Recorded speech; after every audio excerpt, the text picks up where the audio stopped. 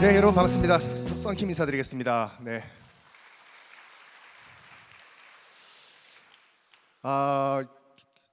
AI와 과학에 관련된 컨퍼런스에 초대를 받고 제가 이제 무슨 얘기를 할 수 있을까 하다가 제가 또 대표적인 문송이거든요. 문과라서 죄송합니다. 그래서 일단 기술에 대해서 말씀을 드리면은 안 될 것 같고 해가지고 이제 역사와 AI를 좀 한번 그 접목을 시켜 볼까 했어요. 그래서 제가 갖고 온 주제가 이거거든요. 저분도 대표적인 또 문송이죠. 유발 하라리 씨요. 저 책을 보신 분도 계시고 안 보신 분도 계실 거예요. 지금 저 넥서스란 책이요.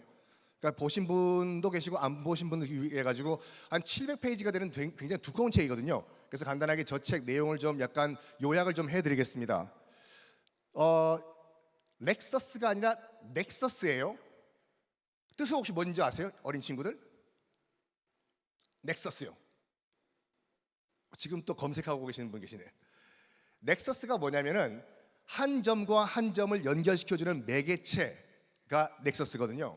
그러니까 이 양반이 이 책을 통해서 계속 하는 얘기가 뭐냐면은 역사의 주인공은 우리 호모사피엔스가 아니다예요. 우리 호모사피엔스가 주도한 것이 역사가 아니라 정보가 주도한 것이 역사다라고 이 책 내내 얘기하고 있거든요. 그럼 정보가 뭐냐? 정보는 넥서스다. 나와 너를 연결시켜주는 매개체, 정보요. 그건 굉장히 어렵게 얘기했는데 쉽게 말해서 이거예요. 우리가 혼자 살 수는 없죠. 우리가 공동체 사회생활을 하기 위해서는 법 필요하고 사람 죽이면 안 된다. 이것도 정보예요. 너와 나를 연결시켜주는 거. 나는 죽이는데 쟤는 못 죽인다 그러면 안 돼요. 이것도 정보고, 농사 짓는 거 언제 비 오고 언제 추수하고 이것도 너와 나를 연결시켜주는 정보. 또 지금 제가 한국어를 쓰고 있지 않습니까? 한국어도 여러분들이 이해할 수 있는 우리를 연결시켜주는 정보. 또 뭐가 있냐면 이 양반이 또 종교를 또 얘기했어요. 종교가 또 우리를 하나로 뭉쳐주지 않습니까? 하나의 신을 믿으면서 이것도 정보. 또 돈도 얘기를 해요. 아니 솔직히 말해가지고 지금 뭐 이 5만 원짜리 신사임당을 갖고 와가지고 이걸 5만 원권으로 주고받는 거는 여러분과 나와의 합의가 있어야 될 거 아니에요. 화폐로서의 가치를 인정하냐? 그러면 이거 종이 쪼가리 받아라.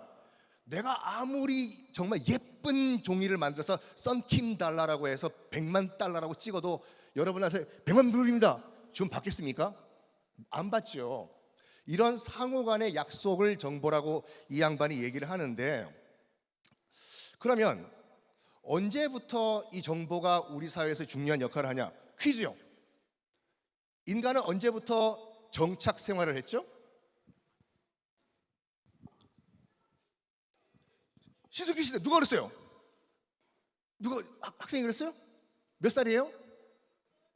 13살. 나중에 꿈이 뭐예요? 에? 천문학자. 그렇죠. 화성은 중요하죠.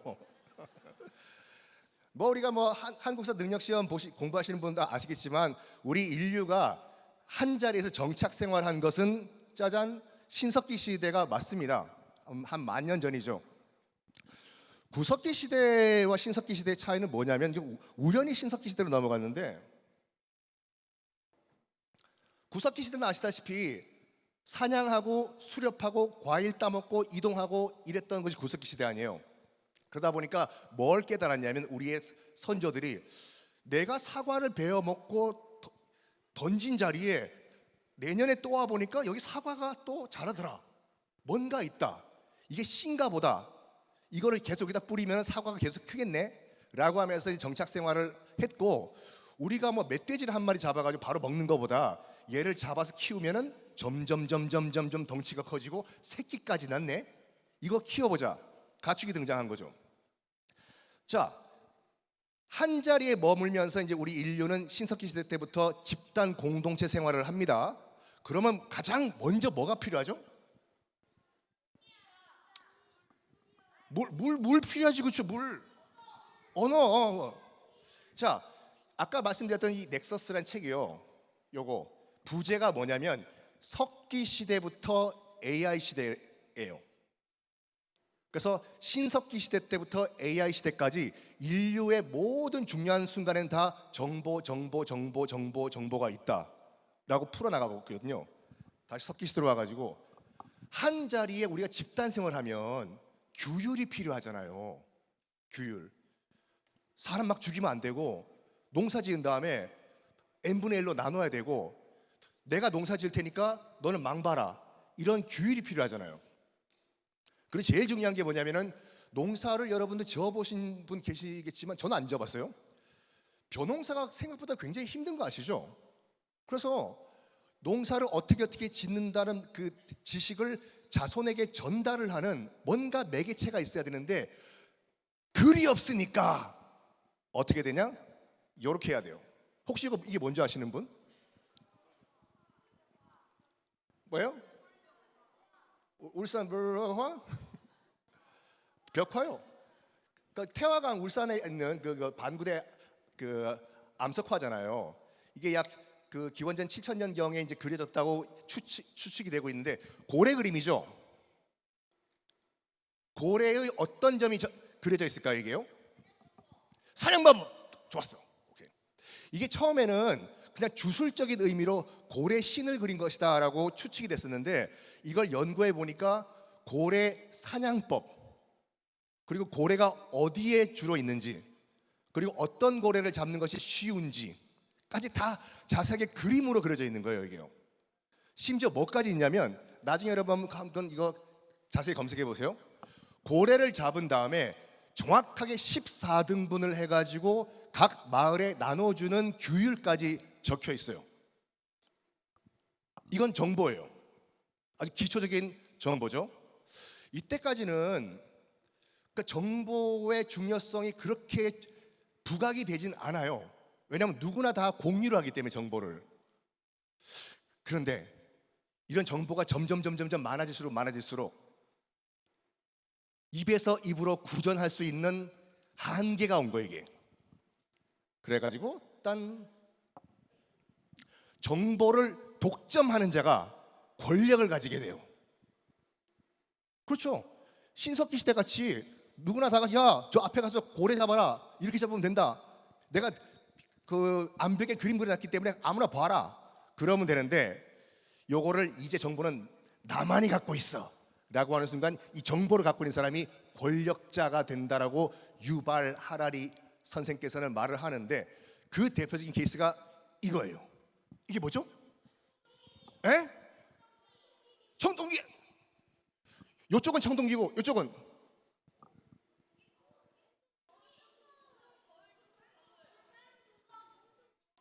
비파형까지 나왔습니다, 여러분들. 대전의 미래는 밝아요. 그렇죠. 청동기와 철기가 등장한 순간이에요, 이게요. 여러분, 청동기 지금 철기 못 만들죠, 여러분도? 저도 못 만들어요. 굉장히 하이테크 기술이었어요. 이게 지금으로부터 한 4,000년 전에 청동기 시대가 시작되면서 청동기를 만들 수 있는 정보를 갖고 있는 사람이 권력자가 된 거예요. 그리고 아까 농사 얘기 나왔는데, 혹시 여러분들 단군 할배의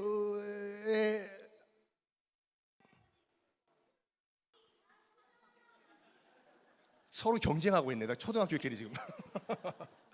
자, 환인 이 천재의 아들인 환웅이 지금 백두산 부근으로 내려와가지고 고조선이라는 나라를 건국했다고 우리가 국사 시간에 배웠죠. 기원전 2333년에 뭐 갖고 왔어요?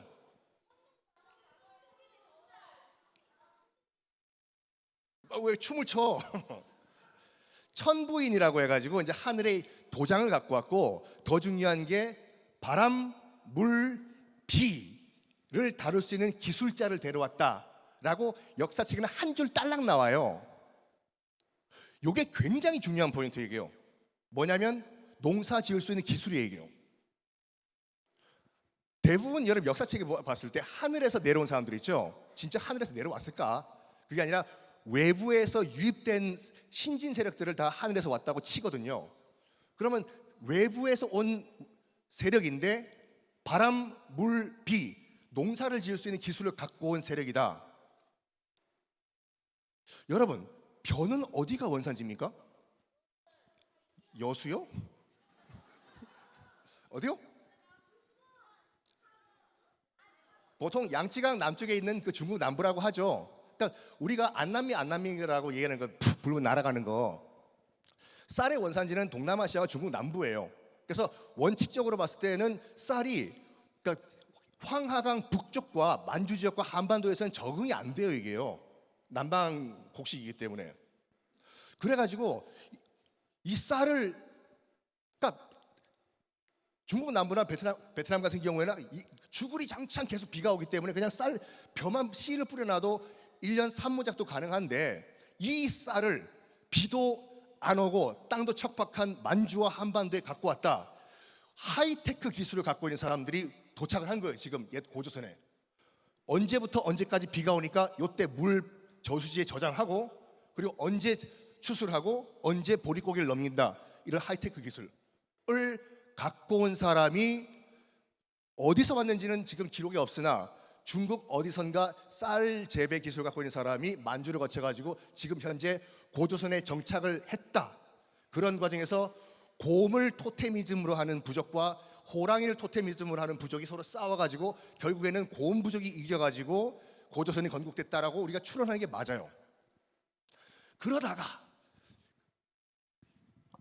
우리나라 역사상 처음으로 정확한 연도가 기록된 것은 기원전 194년이에요. 이른바 위만이라는 사람이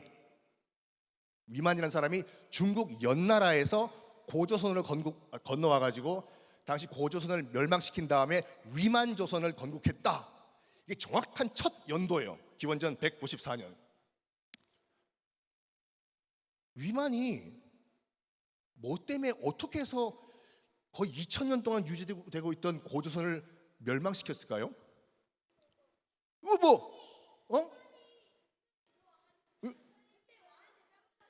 샤바사바라니 되게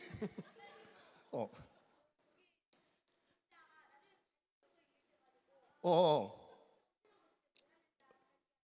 맞아. 몇 학년이에요? 6학년. 나중에 꿈이 뭐예요?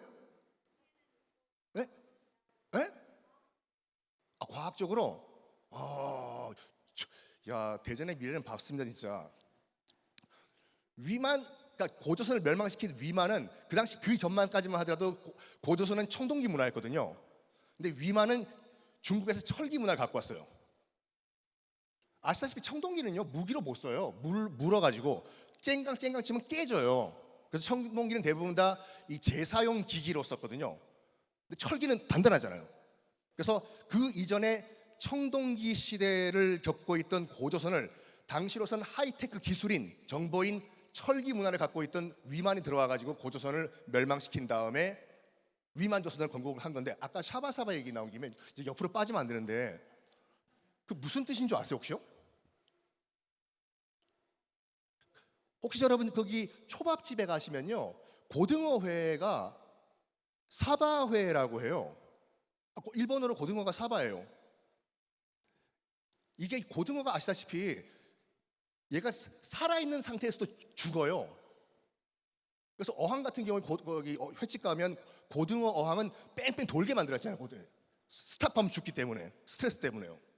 그래서 고등어회가 굉장히 드물거든요. 귀하고. 그래서 일제강점기 때도 대표적인 뇌물수단으로 회를 처먹을 수 있을 정도로 신선한 고등어를 뇌물로 총독부에 갖다 바쳤어요. 일본인들이요. 그래서 우리 조선 총독부의 한 일본인이 고등어 2마리를 들고 가는 걸 봤거든요. 그래서 그게 뭐냐 했더니 나 지금 뇌물로 2마리니까 사바 들고 간다. 이건 야사가 아니라 진짜예요. 그래서 뇌물이 사바가 된 거예요. 이게. 야, 너 때문에 자, 아직까지는 정보를 독점하는 진짜 권력자는 등장을 안 했어요. 이러다가 요 얘기 왜 갖고 왔냐면 누구예요?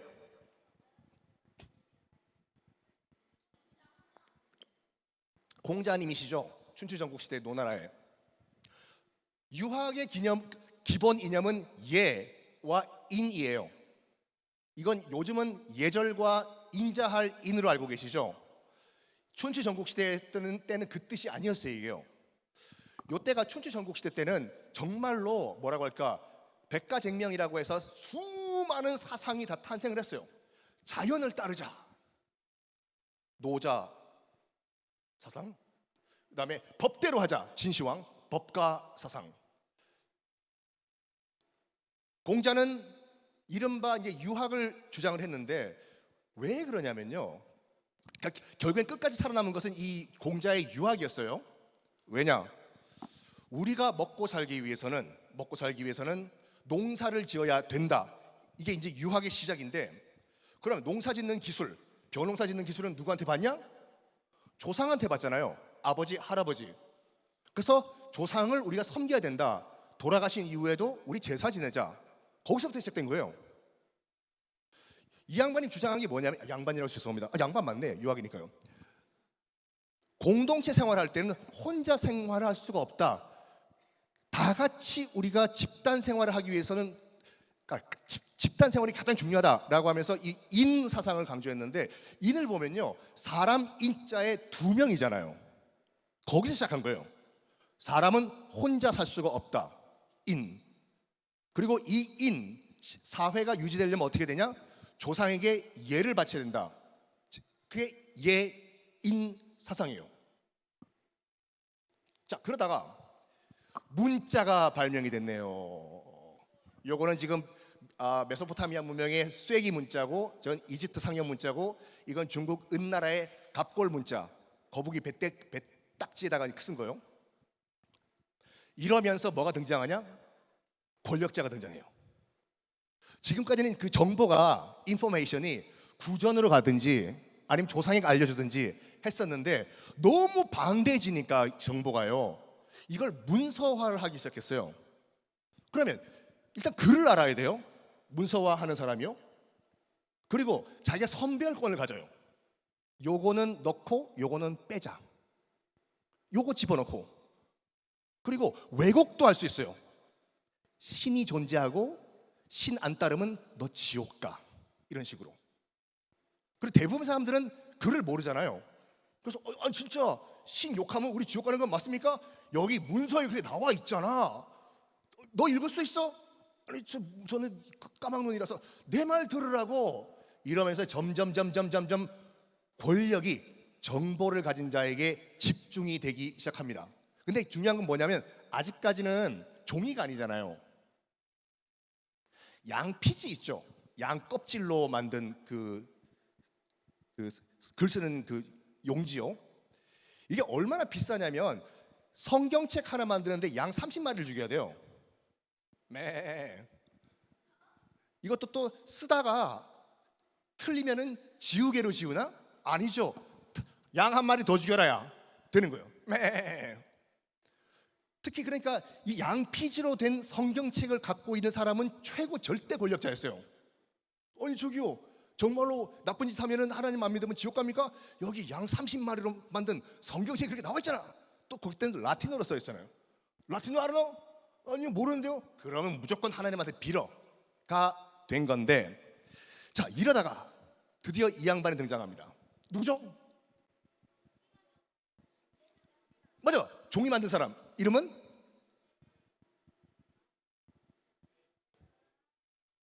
정답 맞히신 분께는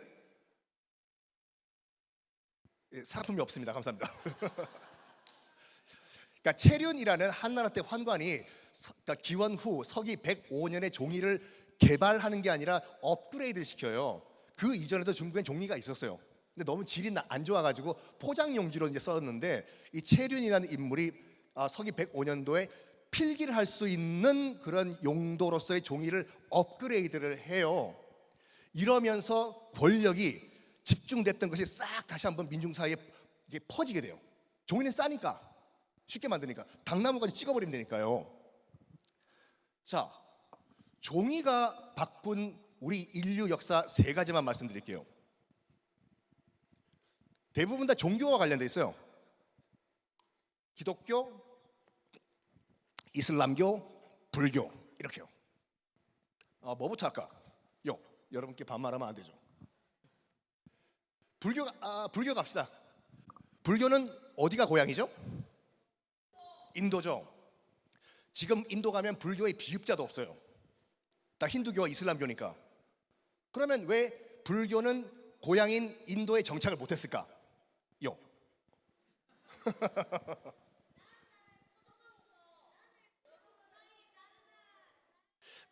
나랑 같이 역사 강의 다니자. 여러분, 불교에서 윤회 사상을 강조한다고 알고 계시죠? 아니에요. 그 윤회 사상은 원래 힌두교 개념이고 고다마 시타르타는 뭐라고 얘기했냐면 이 윤회를 끊자라고 정했어요.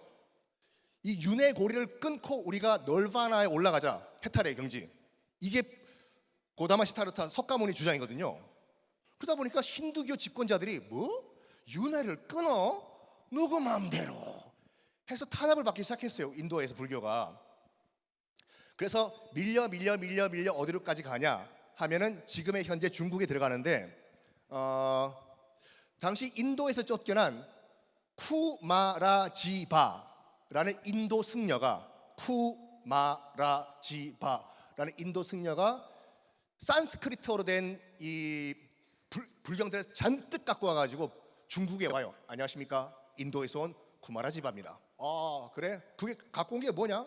이게 불교라는 종교인데요. 뭐 어쩌고 저쩌고 저쩌고 해서 이게 윤회가 있고 그다음 뭐 네가 이번 현생에서 노예로 태어났으면 열심히 하면 내 다음 생에는 뭐 왕족도 될 수 있고 뭐 이런 개념입니다. 그래? 그때가 이제 중국이 이제 5호 16국 시대라고 해서 외울 필요 없어요, 여러분요. 나라가 개판이었을 때인데 북위라는 나라에서 선비족이 세운 나라요. 저거 인도에서 들어온 저 불교라는 저 종교 정치적으로 활용을 해보자. 윤회라고 했나? 콜. 어이 노예. 넌 네가 이번 생에 노예가 된 이유는 뭐냐면 전생에 네가 죄를 져서 노예야. 그러니까 까불지 말고 그냥 노예 생활 열심히 하다 죽어. 열심히 생활하면 다음 생에는 네가 귀족으로 태어날 수 있어. 라는 정치 철학을 뽑아냈어요. 북위에서요. 윤회 사상을요. 그리고 또 뭘 하냐면 왕과 부처님은 이 꼴이다 해요. 그러면 이거 산스크리트어잖아요. 이거를 한자로 번역을 해야 돼요. 그래서 아까 쿠마라 지바 있죠. 원래 불경만 전달하고 인도로 가려고 했거든요. 다음 또 뵙겠습니다. 에어 인디아 타고 갑니다. 샥. 한 사람을 한 곳에 정착시키는데 가장 효과적인 게 뭔지 아세요? 네? 이혼이요? 결혼. 그래가지고 쿠마라 지바를 파괴시켜버리고 북위의 황제가 결혼을 시켜버립니다. 잘 사시라고 아파트도 제공해드리겠다. 그러면서 이제 쿠마라 지바가 이제 한자를 배운 다음에 산스크리트어로 된 거를 다 종이에다가 불경으로 다 옮겨 만들어요. 이 쿠마라 지바가 번역한 게 여러분들 지금 다 쓰고 있는 거예요. 반야심경, 그 한자 자체, 금강경, 천당, 지옥 다 한자를 쿠마라 지바가 만들어낸 거예요. 그리고 색즉시공 이런 것들 다 한자를 쿠마라 지바가 번역을 했어요. 그리고 이거를 싼 종이에 찍어서 일반 대중에게 쫙 배급을 한 거네. 봐라, 거기 나와 있지 윤회란 거. 그러니까 내 말 잘 들어. 요게 서기 356년인데 하필이면 그때 요 불교가 바다 건너서 우리나라의 백제와 고구려에 그때 들어와요. 그리고 동시에 바다 건너 일본까지 가는데 어느 나라를 통해서 가냐면 중국의 그 5호 16국 가운데서 양나라라는 나라를 통해서 가거든요. 근데 여러분 소승불교에서는 고기 먹는 거 아시죠? 에? 저기 라오스나 태국 같은 데 가면 아침마다 그 탁발성들이요 빈 밥그릇 들고 다니면서 그 동네마다 저기 한 밥 좀 나누십시오, 밥 좀 나누십시오 이렇게 하잖아요. 근데 고기를 줬다고 해서 나는 고기 안 먹습니다. 고기 왜 고기입니까? 고기를 빼고 난 다른 거 주십시오. 못 하잖아요. 주는 대로 받아 먹어야 될 거 아니에요. 석가모니도 죽이지 말라고 했지 먹지 말라는 얘기는 안 했어요. 근데 요게 왜 우리가 지금 그 스님들이 오신채 그래가지고 못 먹냐 하면은 양나라의 황제 양무제라는 황제가 있었는데 이 양반이 완전 불교 빠였어요. 그래서 난 황제 그만두고 난 절에 가서 스님 될래를 여러 번 해요. 신하가 말려. 그래서 그 양무제가 전국에 명령 내립니다. 양나라 백성들은 오늘부터 육식 금지. 그 양나라를 통해 가지고 불교가 우리나라와 일본 건너가다 보니까 자연스럽게 우리나라 불교도 육식 금지가 됐지만 지금 다른 나라 가면 특히 부탄이라는 나라 있죠. 전 국민이 다 불교 거의 불교 신자인 부탄. 소고기 스테이크 맛있어요. 뭐 이게 여담이지만 저는 그 여행 일을 자주 하기 때문에 부탄도 이제 제가 역사 가이드로 많이 갔는데 처음 갔을 때 사방천지에 들판에 소들이 이렇게 있어요. 물어봤죠, 친구 보고. 소 주인 누구냐고. 주인이 없대요. 야생소냐? 맞대요. 그럼 왜 키우냐 했더니 거름 만들려고. 소가 돌아다니다가 이제 풀 뜯어먹고 아무데나 응가해버리면 이 곡식 잘 자라니까. 근데 요 소가, 야생소가 비실비실하고 죽기 직전 있죠. 요때는 동네 사람들이 다 그 소를 따라가요. 쓰러지면 잡아먹으려고. 내가 죽인 건 아니라. 자, 그래가지고 이 종이가 지금 동아시아 불교 정착에 큰 역할을 했고, 요거 해봅시다. 751년 이전만 하더라도 중동과 유럽에서는 종이가 없었어요. 종이가 없었어요. 751년 당나라의 장군인 고선지 장군이, 우리가 국사 시간에 고구려 유민으로 배우셨죠? 고선지 장군이 돌궐족을 쫓으면서 저기 지금 탈라스라고 보이죠? 탈라스까지 당나라군이 치고 들어가요. 그래서 751년에 탈라스에서 이슬람 연합군과 당나라군이 한판 붙고 결과는 어떻게 됐냐? 당나라가 완전 박살이 나버려요. 그 이후부터는 중국이 저쪽 서쪽으로 진출을 못해요. 근데 무슨 일이 있었냐면 그 당나라 패잔병들을 데리고 오니까, 야, 너 그 뭐야? 이거 종이다 해. 종이? 여기다 글 쓰면 잘 써진다 해. 이슬람 제국이 종이를 처음 본 거예요. 그래가지고 종이가 이슬람 세계에 들어갔는데 751년 이후에 어떤 게 발생하냐면 이슬람교가요, 그 751년 요 계기로 해가지고 북아프리카와 지금 스페인까지 100년 만에 전파가 돼요. 지금 여러분 스페인 남부 지방 가면 안달루시아 지방에 갑자기 그 성 이름이 생각이 안 나네. 네?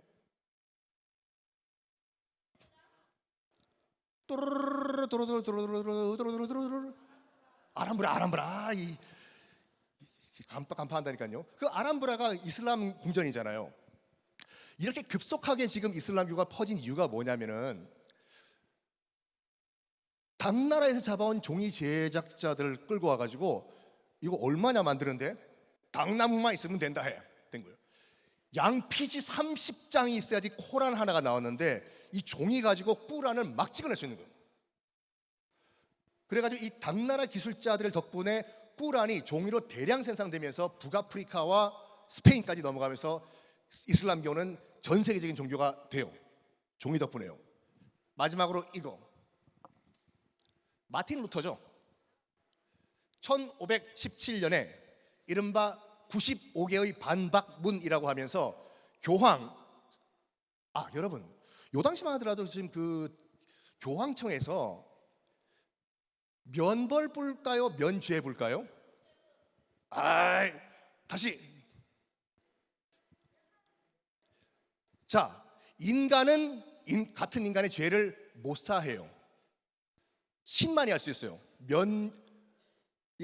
이건 로마 교황청에서 공식으로 발표한 거예요. 면죄부는 올바르지 않은 표현이에요. 인간은 인간의 죄를 사할 수가 없어요. 단 죄는 졌지만 벌은 깎아줄 수 있다. 그래서 면벌부가 공식적인 표현인데, 이때 왜 면벌부를 이렇게 그 로마 교황청에서 남발을 했냐면 바로 요 직전까지만 하더라도 인류 역사상 최고의 뻘짓이라고 하는 십자군 전쟁이 200년 동안 치러지고 기독교 세력이 8차 십자군 전쟁까지 했는데도 쫄딱 망해요. 로마 교황이 뭐라고 얘기했냐면 떨어진 로마 교황청의 면을 세우기 위해서는 지금 폐허가 되어 있는 바티칸시에 있는 성 베드로 성당을 다시 증축해야 된다. 여러분이 로마 여행 가시면 있는 그 성 베드로 성당 있죠? 그걸 그때 다시 만들어요. 돈이 필요하죠. 물론 면벌부는 그전에도 있었어요. 근데 이거를 막 찍어내기 시작했는데 면벌부가 나쁜 건 아니에요. 면벌부가 요만한 조그마한 종이가 아니라 거의 뭐 병풍같이 굉장히 커요. 그리고 이게 여러 장이 집에 붙어 있을수록 나는 좋은 후손이라고 자랑을 해요. 했었어요. 아이 스미스, 니네 집에 면벌부가 막 벽에 도배가 돼 있네. 아, 내가 돌아가신 아버지를 위해서 내가 돈 좀 썼어. 우리 아버지 좋은 데 가셨을 거야. 아이고 나도 이번 가는 길에 한 장 사야 되겠네가 돼요. 이거를 당시 독일의 신학자이자 교수였던 마틴 루터가 어디 감히 돈 받고 면벌부를 파냐 교황, 신이 시켰대? 하면서 자기가 다니던 대학 정문에 95개의 반박문을 쫙 발라요. 그런 다음에 이미 값싸져 있는 종이를 가지고 대량으로 찍어가지고 전 유럽에 싹 다 뿌려버렸어요. 쫙. 교황 타도. 그러면서 탄생한 것이 프로테스탄트, 이른바 개신교죠. 그래서 인류 3대 종교, 이슬람, 불교, 기독교는 다 새로운 매체인, 정보 매체인 종이의 탄생으로 다 이루어졌다라고 보시면 되겠습니다. 자, 이제 거의 마칠 시간이 된 것 같은데 이걸 왜 갖고 왔냐면,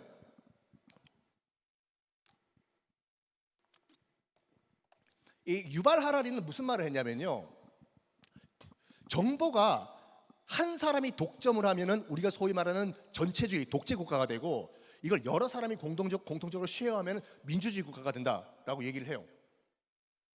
간단한 얘기죠. 멀리 볼 필요 없고 지금 우리 위에 있는 북한이요, 조선민주주의인민공화국이요, 남조선 비디오나 음악 들었다고 13살짜리 학생을 공개 총살을 내버리잖아요. 사랑이 불시착 받다고, 현빈 받다고 정치범 수용소에 보내버리고, 권력을 독점한 것이 아니라 정보를 독점하고 있는 거예요. 그런 반면에 민주주의는 모든 정보를 모든 성원들이 다 공통적으로 쉐어한다라고 유발 하라리는 얘기를 해요. 문제는 전체주의건 공산주의건 정보를 사람이 컨트롤하잖아요. 여기까지 딱 얘기한 다음에 유발 하라리는 정말 무서운 얘기를 합니다. AI가 등장하는 순간부터 이 정보를 컴퓨터가 지배를 하고 우리는 컴퓨터가 정보를 어떻게 처리하는지 모른다예요. 아는 순간까지 어디였냐면 페이스북이요. 페이스북은 알고리즘이 있잖아요. 그래서 여러분들이 썬킴 검색하면 계속 썬킴만 나와요. 오늘 거 검색해 보세요. 그러니까 페이스북이 얘기를 했어요. 클릭 수를 유도하기 위해 가지고 이 사람이 뭘 좋아하는지 자동적으로 알고리즘을 설계했다. 내가 떡갈비를 검색하면 다음 영상도 떡갈비가 나오겠죠. 이런 식으로. 여기까지는 알아요. 사람이 그 알고리즘을 설계한 거예요. 근데 유발 하라리가 얘기한 것이 끔찍한 게 뭐냐면 2016년도에 알파고랑 이세돌이랑 바둑 대결을 펼쳤잖아요. 인간이 져요. 문제가 뭐냐면은 알파고를 디자인한 설계한 설계자들도 왜 이겼는지 몰라요. 왜 이겼는지 스스로 기계가 생각하고 판단 내린 거예요. 이게 얼마나 무서운 거냐면, 여러분 터미네이터 2 보셨죠? 기계랑 인간이랑 싸워가지고 결국에는 기계가 이기고 인류가 멸종되잖아요. 그게 현실화되고 있다요. 무서운 게 뭐냐면 지능이랑 의식이 있는데, 지능은 뭐냐면 목표를 해결할 수 있는 능력이에요. 지능은 아메바도 있고 벌레도 있고 바퀴벌레도 있고 다 있어요. 까마귀도 있고, 병 안에 콩 집어넣으면 까마귀가 도구 갖고 와서 지가 꺼내 먹어요. 목표를 해결할 수 있는 능력은 다 있어요. 의식은 뭐냐면 고통 느끼는 거, 슬퍼하고 눈물 흘리고 같이 연민하고 동정하는 거, 이게 의식이거든요. 사람은 지능과 의식이 다 있죠. 유발 하라리는 무슨 말 하냐면 AI는 지능만 있다예요. 목표 달성하는 능력만 있지 사람이 죽건 인종청소를 당하건 눈 깜빡도 안 한다예요. 그게 무서운 점이다. 이게 그 유발 하라리가 또 한 얘기가 뭐냐면, 중국 있죠. 여러분 중국에서 범죄 저지르면은 범인이 도망 안 가는 거 아시죠? 저는 그 일 때문에 중국을 이제 매달 들어가는데 처음에 가서 물어봤어요. 야, 거기 살인범이라든지 그 범죄자들이 상해 같은 대도시에서 범죄 저지른 다음에 왜 안 튀냐? 물어보니까 CCTV가 너무 많이 깔려 있어가지고 튈 수가 없대요. 못 도망간대요. 이 안면 인식 기술이요. 중국 같은 경우에는 우리가 말하는 종이 화폐에서 신용카드를 넘어뛰고 바로 디지털 화폐로 넘어갔거든요. 안면 인식이 어느 정도냐면 나중에 여러분 중국 가시면 그 동네 그 청년이 쓰레빠 질질 끌고 와가지고 아무것도 없이 자판기 앞에 얼굴을 이렇게 갖다 대요. 그러면 자판기에 얼굴 인식을 한 다음에 콜라가 나와요. 지금 중국은요. 편의점 아무것도 안 갖고 와도 돼요. 다 햄버거라든지 샌드위치 산 다음에 그 편의점 앞에 계산돼서 띡 얼굴 갖다 댄대요. 지금 중국이요. 무시무시해요.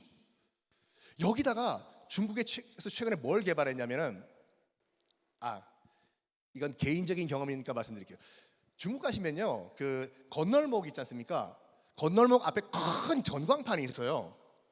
그리고 내가 만약 빨간불에 건넜죠. 그럼 내 얼굴이 전광판에 나와요.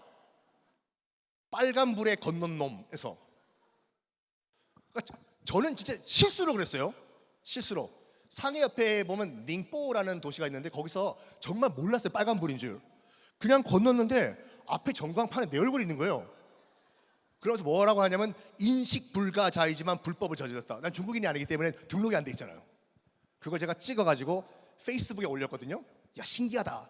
그랬더니 제일 먼저 좋아요를 누른 사람이 서울지방경찰청 형사더라고. 바로 내렸어요. 이번에 중국에서 뭘 개발했냐면요,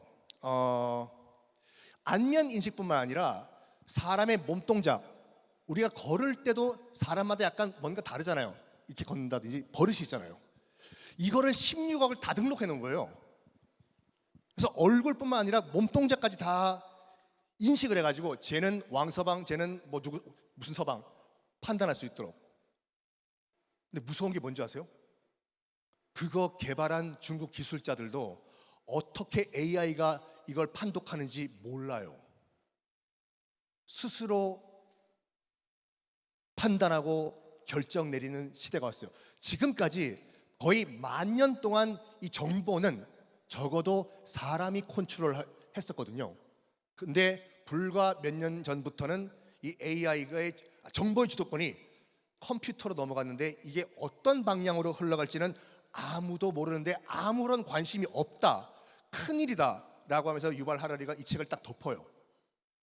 한번 생각해 봐야 돼요. 앞으로 어떤 식으로 흘러갈지 솔직히 아무도 몰라요. 생각은 AI가 하기 때문에. 대표적인 폐해가 뭐냐면 이거예요. 음모론이요. 음모론이 한번 인터넷상에 퍼져버리면은 통제가 안 돼요. 통제가. 자정 능력도 없고 어차피 AI는 계속 클릭질을 유도를 해야 되기 때문에 자극적인 내용을 계속 재생산 지 맘대로 해요. 그럼 음모론이 점점 퍼져가지고 컨트롤이 안 돼요. 이게 뭐냐면 QAnon이란 미국의 음모론 단체인데 미국이 참 이해 불가한 나라는 게 뭐냐면 2017년도에 그 미국판 극우 사이트에 어떤 애가 필명 Q로 글을 올렸어요. 미국의 모든 민주당 정치인들, 버락 오바마, 빌 클린턴, 힐러리 클린턴, 제가 지어낸 말 아니에요. 지금 여러분 검색해 들어가면 다 나와요. 다 파충류다. 믿는다니까요. 그래서 사진까지 올렸어요. 오바마의 피부가 쭈글쭈글한 거는 옛날 혹시 V라는 드라마 아세요? 쥐 이렇게 먹고 하는 거. 쭈글쭈글한 이유는 도마뱀이 인간 피부를 붙였기 때문이다. 그리고 버락 오바마와 힐러리 클린턴은 소아 성애자이기 때문에 아이들을 납치해가지고 아이들의 피를 빨아먹으면서 산다는 걸 올려요. 여러분 같으면 이거 믿어요, 안 믿어요? 야, 버락 오바마가 도마뱀이래. 근데 이걸 믿기 시작한 사람 등장해요. 그래서 이 사람이 너희는 뭐야? 민주당을 도마뱀이라는 친구. 나의 필명은 큐고, 혹시 여러분 익명의라는 영어 형용사 혹시 아세요? 바퀴벌레 3만 3천 다 배우셨잖아요. 여러분. 어나너머스가 익명의예요. 그래서 Q라는 필명을 쓰는 알 수 없는 자라고 해서 Q 어나너머스에서 어난만 따가지고 Q 어난이 만들어져요. 아직도 누군지 몰라요. 누군지 몰라요. 그래서 이번에 트럼프 대선 캠페인 여러분 검색해 보시면 알겠지만 I am Q라고 들고 있는 사람들이 엄청 많았어요. 내가 Q원안이다. 내가 Q원안이다.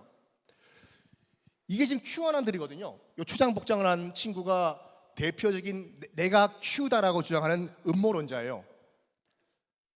2021년도에 미국 건국 역사상 최악의 사태인 미 의사당 난입 사건, 그때 사진이거든요.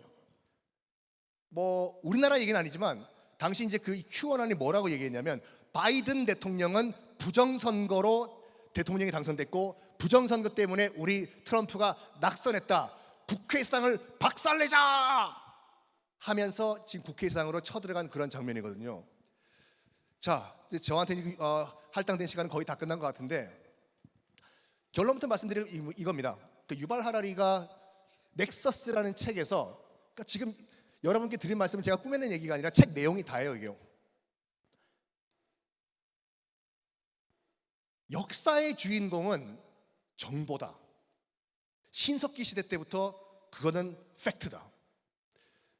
누가 정보의 주도권을 갖느냐에 따라서 권력이 이쪽으로 갔다 저쪽으로 갔다. 불과 20년 전까지만 하더라도 이 정보의 주도권은 호모 사피엔스, 우리 인류가 갖고 있었다. 근데 어느 순간 AI가 그 주도권을 갖고 갔는데 이 AI는 아까 말씀드린 같이 지능과 의식 가운데서 지능밖에 없기 때문에 사람이 죽어도, 사람이 몇백만 명이 희생을 당해도 눈 하나 깜빡 안 한다. 그리고 어떤 생각을 하는지 개발자도 모른다. 그래서 우리가 정신 차려야 한다 하면서 마지막 페이지를 딱 덮습니다. 자, 이것이 제가 준비한 넥서스 얘기고, 그러니까 문송이 할 수 있는 최대한 AI 얘기를 한번 역사와 한번 연결을 해 봤습니다. 네, 감사합니다, 여러분.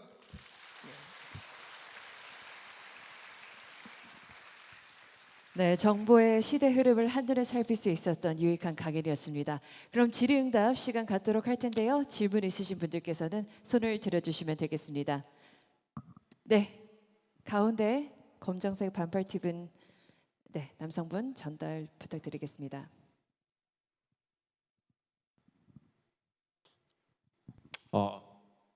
일단은 그동안 TV나 유튜브나 그런 데서 보던 강의를 직접 보게 돼서 정말 좋았고요. 제가 생각하는 건 현재 AI는 다 대부분 구글이나 오픈AI 그런 빅테크 대기업들만 갖고 있는데 그 사실 빅데이터에서 AI가 만들어진 거라고 생각을 해가지고 그 기업이 갖고 있는 그 빅데이터를 개인이 다 세분화하게 다 갖고 있을 수 있게 하면은 AI가 완전히 그 정보를 다 장악하는 건 불가능하지 않을까 생각을 하는데 이에 대해서 어떻게 생각하는지 궁금합니다. 이것도 이 책에 나와 있는 내용인데 그 빅데이터 있잖아요. 빅데이터, 전 세계에 있는 모든 빅데이터를 지금 AI가 다 장악을 했고, 특히 사람들 서로 이간질을 시키고 있대요. 그 AI가. 그 대표적인 케이스가 뭐냐면 그 쿠팡이츠 평점 상호 감시. 내가 이 친구한테 별 5개를 주나 3개를 주나, 이건 내가 이 친구를 평가하는 거잖아요. 특히 에어비앤비 같은 경우에는 상호 평가를 하잖아요. 게스트와 호스트를요. 이게 뭐 당연히 평가할 수 있겠지인데, 유발 하라리는 무슨 말을 하냐면 이거는 인간이 서로 감시하게 만드는 시작점이다. 상호 감시요. 내가 별 5개를 받기 위해 가지고 나는 어떻게 해서든 잘 보이려고 하고, 이쪽에서는 어떻게 해서든 평점을 깎기 위해서 골머리를 하고, 이거를 위에 있는 AI가 너희들 한번 잘 그래 상호 감시해봐라, 내가 여기까지 다 감시하겠다.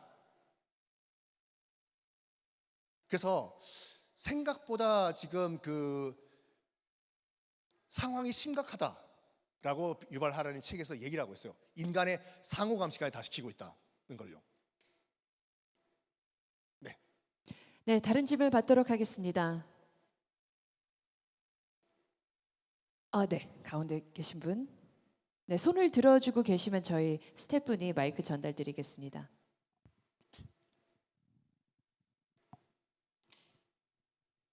네, 안녕하세요. 강연 잘 들었습니다. 네. 정보에 관해서 역사랑 관련해서 설명을 해주셨는데 정보는 정보를 만들어내는 정보 생산자가 있을 것이고 또 그거를 이용하는 정보 수용자가 있을 거라고 생각을 하는데요. 지금까지는 계속 정보 생산을 저는 인간이 계속 하고 있었다라고 생각을 하는데 인공지능이 정보를 새롭게 요즘 가짜뉴스 등을 통해서 생산을 하는 시대가 되면은 이런 교란에 대해서 어떻게 저희가 받아들여야 될지도 좀 궁금합니다. 이 책에 또 나와 있는 예가 뭐가 있냐면 2017년도에 있었던 미얀마의 로힝야족 대학살 사건을 언급을 해요. 그 로힝야족이 뭐냐면 미얀마 있죠. 미얀마는 불교 국가예요. 우리 버마라고 불렀던 국가는요. 미얀마는 불교 국가인데 영국이 또 영국했어요. 세상에 진짜 안 좋은 것은 다 영국이 다 시작했어요. 그러니까 영국이 미얀마를 식민 통치를 할 때 노동력이 필요하다 보니까 방글라데시에 있던 로힝야족이라는 이슬람 교도들을 강제로 미얀마에 이주를 시켰어요. 생김새도 달라요. 이슬람 교도 인도사 그쪽이니까. 이거를 2017년도에 그 미얀마의 한 종교 불교 지도자가 이슬람 교도 로힝야족 다 죽이자라는 글을 올렸어요. 이거를 페이스북에 인공지능 AI가 딱 보고 지가 연산을 해버린 거예요. 지금 딱 보니까 인구 비율이 훨씬 불교 신자들이 많고 지금 이 로힝야족을 죽이자, 요걸 내가 가짜 뉴스를 생성하면은 클릭수 올라가겠네라고 스스로 판단한 거예요. 페이스북이요. 그래서 페이스북이 로힝야족의 이 나쁜 짓들을 가짜 뉴스를 막 생산했어요 그때요. 그래 그걸 보고 미얀마에 있던 불교 신자들이 로힝야족 죽여라 해가지고 무려 15만 명이 죽어요. 15만 명이요. 그래서 실제로 이게 미래 얘기가 아니라 실제로 AI가 딱 보고 아까 말씀드렸지 않습니까? AI는 피도 눈물도 없다고 클릭수만 올라가면 돼요. 그래가지고 클릭수를 올리기 위해 가지고 15만 명을 학살한 케이스를 유발 하라리가 이 책에 명시를 했거든요. 그러니까 이거를 위험성을 아직도 많은 호모 사피엔스가 모르고 있다는 것이 굉장히 큰 문제다라고 얘기합니다. 네, 좋습니다. 다음 질문 있으신 분들 계실까요? 네, 앞에 학생분 마이크 전달 부탁드리겠습니다.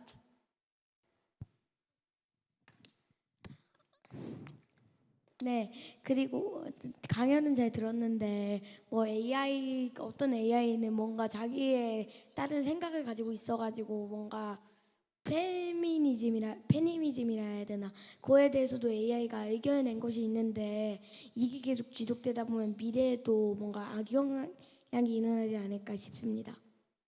네, 의견 잘 들었습니다. 감사합니다. 네. 그러니까 앞으로 이제 그 페미니즘에도 영향을 미칠 것이다. 네, 마이크 다시 한번 주시겠습니까? 전에 그 가짜뉴스 이야기하신 것처럼 그런 것들이 더 악영향이 될 수 있어가지고 나중에 미래에는 AI가 사람들이 통제할 수도 있지 않을까에 대한 생각이 궁금해서요. 정말 정확한 지적을 하셨어요. 지금 필요한 건 뭐냐면은 주도권이 완전히 AI, 정보의 독점권이 AI에게 넘어가기 전에 인간이 통제를 해야 된다.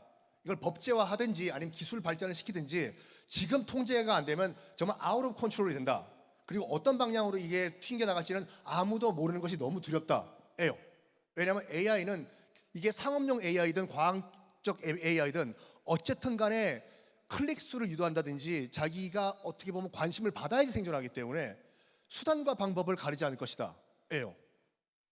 정확하게 지적이요. 유발 하라리는 더 늦기 전에 최소한 법제화는 시켜야 된다라고 주장을 합니다. 네, 좋은 질문 감사합니다. 네, 손을 들어주세요. 가운데 계신 분. 예, 강의가 명쾌해서 참 잘 들었습니다. 제가 강의를 듣고 생각한 게 지금 AI의 과거와 현재 미래라는 주제로 말씀을 들었는데요.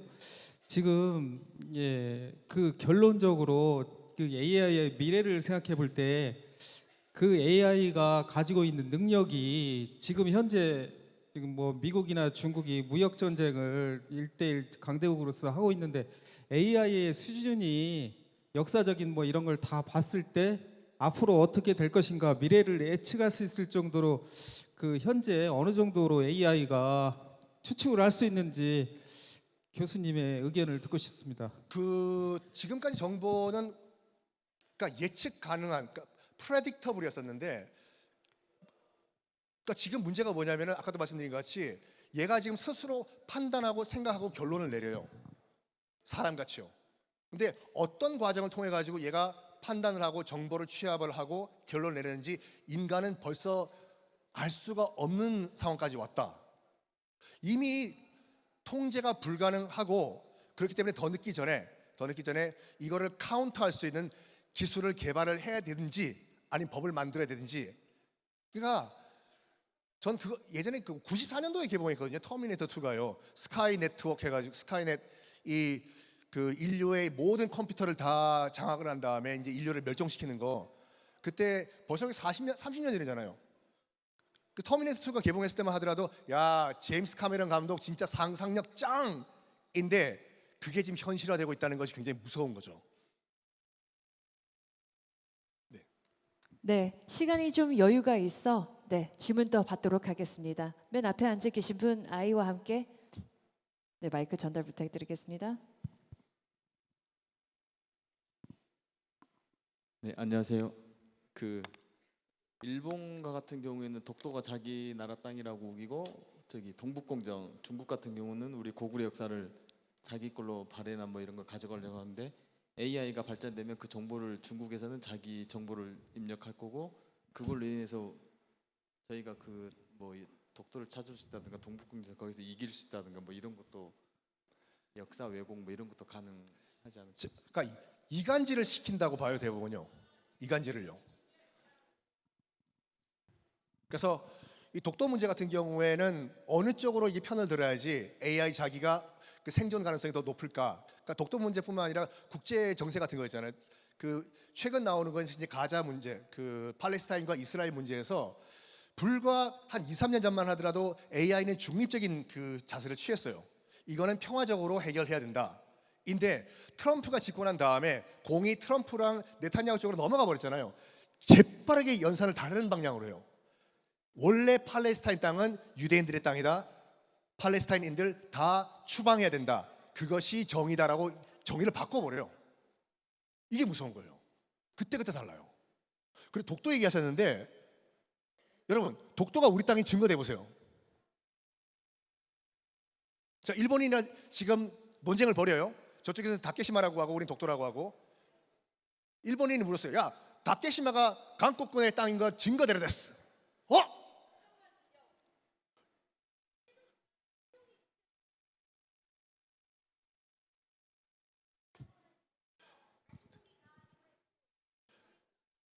다시 그게 다시 해봐.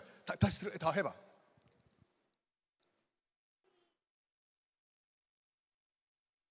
노래방 좀 다녔네 이렇게 하는 거 보니까.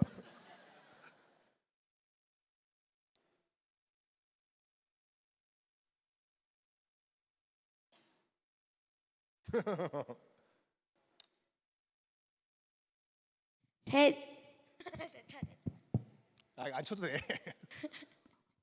세종이 그걸 기록으로 남겨둔 바가 있고 그리고 안용복이 가가지고 독도가 자기 땅이라고 밝힌 바 있으며 이사부가 이미 그곳을 점령을 과거에 이사부가 점령을 했기 때문에 우리나라 땅이라는 것을 증명할 수 있습니다. 그 옆에 있는 친구도 아까 뭐라고 했죠? 태성관 지령이요. 야, 두 학생 오늘 그 6학년이라고 했나? 6학년, 5학년 우리나라의 미래가 밝습니다. 그러니까 논쟁을 벌일 때 대부분 다 정광태 씨 노래 부르고 끝나버려요. 울릉도 동남쪽 백길 따라 200리 외로운 섬 하나 새들의 고향 세종시일록 지리지 50페이지 했을 줄 어쩌라고. 그러니까 방금 저 두 친구가 말씀한 것 중에 딱 하나만 기억하시면 돼요. 그 1877년에 일본이 메이지 유신을 단행한 다음에 새 정부가 들어섰어요. 그런 다음에 일본 열도 지도를 다시 그려요. 지적 조사를 해가지고 지금 독도가 자기 땅이라고 우기는 시마네 현에 가서 관리가 태정관이 뭐냐면 당시 일본 정부 행정부의 이름이거든요. 태정관이요. 그 태정관에게 문의랍니다.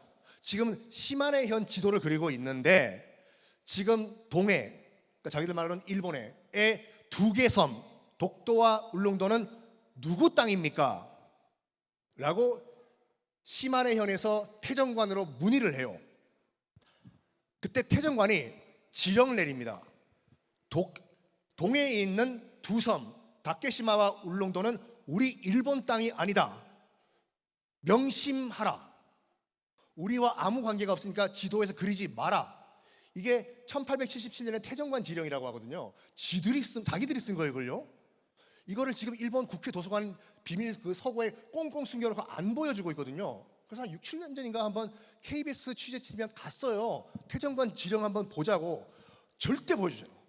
이거 공개하는 순간 일본 논리 다 무너져요. 너희들이 쓴 거잖아. 독도 울릉도 한국 거라고. 그래서 나중에 일본인들과 이 독도 다케시마 문제 가지고 그 논쟁 벌일 때 너희들이 1877년에 쓴 태정관 지령 설명하라. 아무 얘기 못 해요. 감사합니다. 뭐 박수까지 아니. 제가 뭐해. 네, 시간 관계상 그럼 여기에서 모두 마쳐야 될 것 같습니다. 수고해 주신 썬킴님께 다시 한번 큰 박수 부탁드리겠습니다. 네, 감사합니다. 네.